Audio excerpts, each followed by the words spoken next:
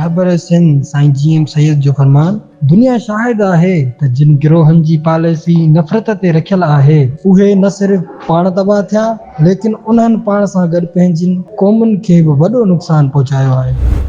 वफ़ादारी जी सिफ़त रखंदड़ माण्हू बाएतमाद, धोखो न ॾींदड़ या इख़लाक़ सोच सम्झ बाद वाइदो कंदड़, दोस्ती रखंदड़ ऐं मुस्तक़बिल मिज़ाज हुजे थो। अमली ज़िंदगी मूंखे ख़ुदि मतलबीअ जे तंग दायरे मां कढी क़ौम ऐं मुल्क जी सुञाणण ऐं ख़िदमत करण लाइ राह हमराह कई। हयातीअ जे हर लम्हे खे क़ीमती ॼाणे उनखे नफ़्सियाती ख़्वाहिशनि खां आज़ाद करे इंसान ज़ात जी भलाईअ लाइ कमु आणिजे।